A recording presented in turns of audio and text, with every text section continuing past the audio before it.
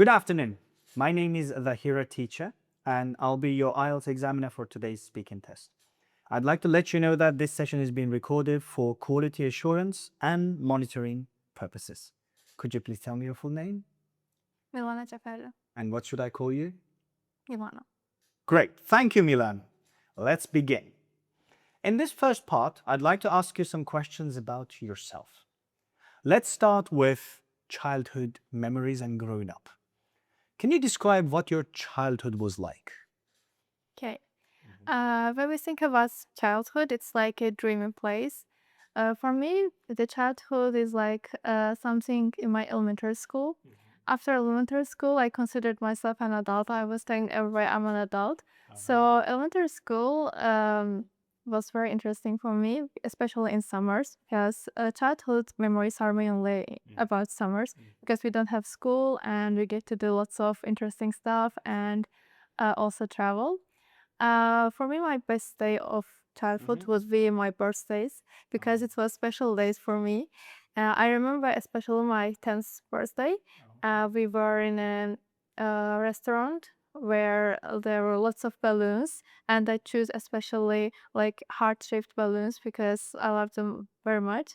There were also like an entertaining place. We did jump around with my cousins. Yeah. All right. And was it your really happiest memory from your childhood? That 10th birthday? For my 10th birthday, I would say that where they gave me presents Okay. because it was the best part. I love packages maybe more than presents themselves because they're like very sparkly and they're like um, little details on them that people do especially for me. So I love that part, and I also love the part that we were in entertainment place, as I said, and there was a child that didn't know how to use the devices, so he would just open the device and not play and run away. And my cousin was a curious child. He said, Milana, there's a child, he opens his hand and runs away.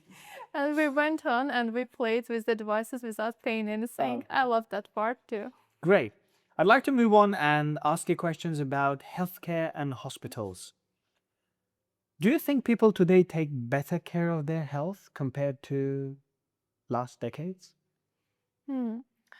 Actually, I think today the health benefits are better. For example, like people know more about healthcare, how to take care of themselves than they did in the past. But we also need to do it more compared to past because in the past, if we didn't take care of our health, we would be like a medium health already because the food was like natural and our daily lifestyle would contain lots of moving, etc.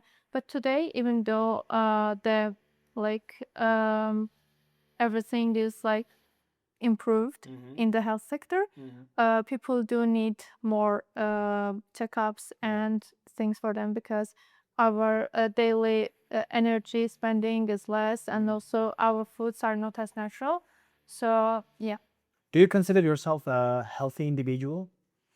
Not fully, because when I do go to checkups, always my vitamins are low and my vitamin D is low. And then my parents scold me for it, and I take my medicines, and then I give up. Oh, Yeah. okay. Would you prefer to be treated in a public or private hospital? Mm. Actually, I'm just a 20-year-old, so I don't know much about how each industry works. But from the things that I heard from my parents and around myself, I prefer private because in the public sector, like how to say, the doctors are just there and they don't improve themselves or something because they know that it's a public place and they probably will be there until they die in their job. But in a private sector, um, the doctors there are mostly like taken more serious education, and if they don't improve themselves, they don't prove themselves for their patients, they can lose their job. So I think it's a better place to be in a private sector. Also, there are technologies in private sector is like more advanced Yes. compared to the public. Thank you. Now let's move on to part 2. In this part, I'm going to give you a topic and I'd like you to talk about it for 1 to 2 minutes. Before we speak, you'll have 1 minute to think about what you're going to say.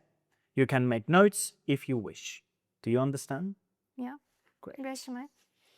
And here is your topic. I'd like you to describe a time when you worked as a part of a team to achieve a shared goal or complete a challenging task.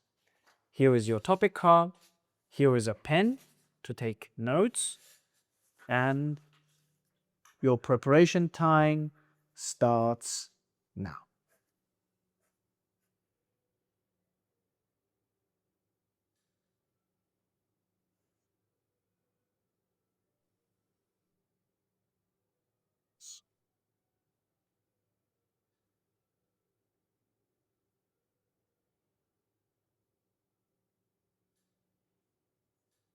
All right, that's 1 minute. I'd like you to start speaking now and don't worry if I stop you. Can you please start now? Yeah. Yeah. So there was a time we had a task as a team. I was a part of a team in Isaac. We were an executive board, and I was the finance vice president. And our task was like doing a festival for the children for our membership because they were too like burned out, and we wanted to do something interesting activity. And our main challenge was our budget actually because the main important part of the festival is venue, and all the venues were high pricey. So we had to work a lot on it, and we also didn't have much time to do research because after a specific timeline, there were other things to do. So what we decided was to approach one of our partners and ask them if they can lend us their place for a day. And we did sales with him, and he decided that it's a good idea for our partnership, etc. And after lots of talking with him, he let us borrow this place.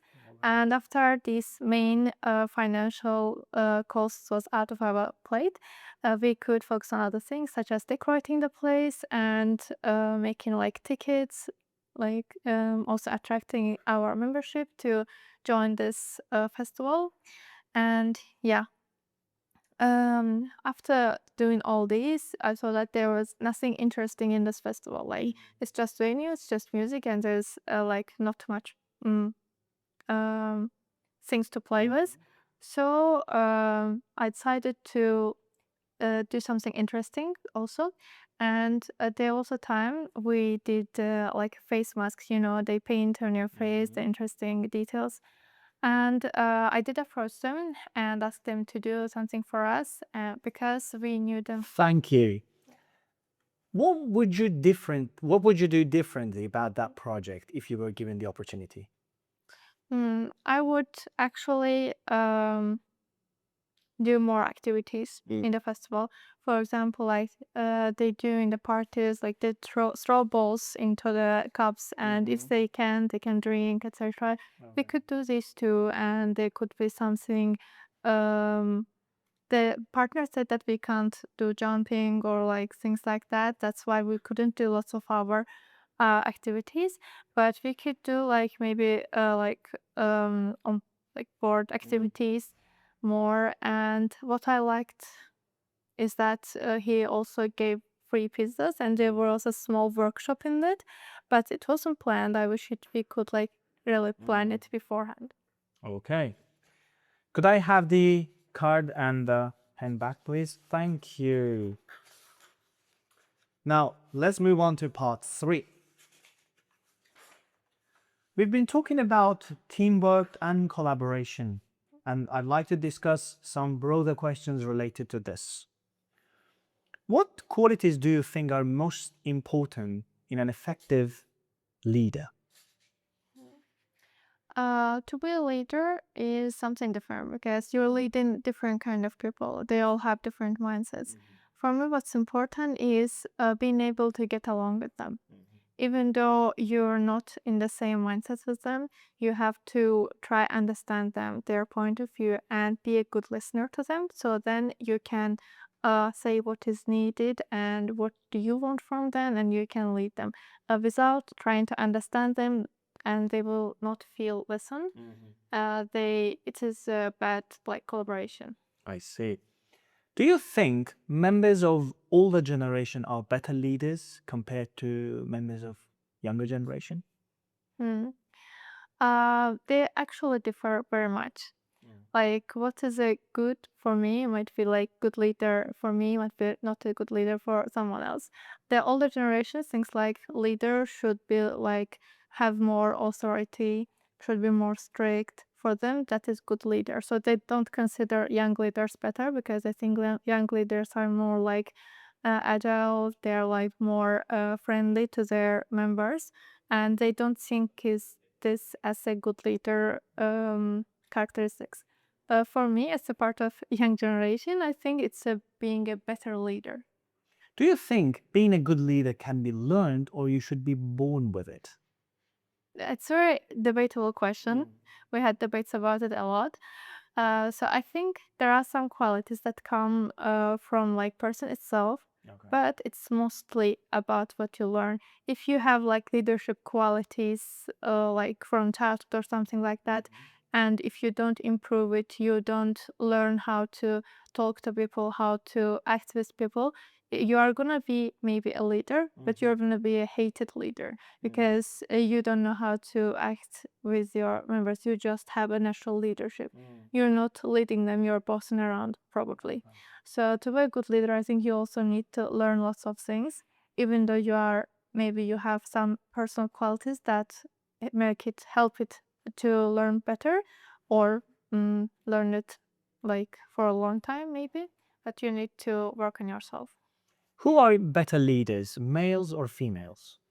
I think it doesn't like depend on the gender. So if you have a personal qualities that are applicable for being a leader, and you have like knowledge about what you are leading. For example, if you are leading in marketing, you should know marketing. If you are leading finance, you should know finance. Then you can be a good leader. And do you think living a hard life makes a better leader? Living a hard life. Hmm. If somebody has more challenges in their life, do you think that person turns out to be a better leader compared to a person who doesn't have that much of a challenge in his life? Which would be a better leader? Having a hard time, I think, helps people who have less empathy grow up more empathy, I think. Because if you don't have much empathy and you live very easy life, when your members have a hardship, you will not be able to connect with them or things like that. Also, if you are a leader who had lots of hardships in their life, you probably learned a lot too. So I think it makes not better a leader, but also like person who had gone through a lot, and such people are always much mature, and maturity is also part of leadership. So yeah, Okay. That is the end of your IELTS speaking test. Thank you very much for your time. thank you, Carlson.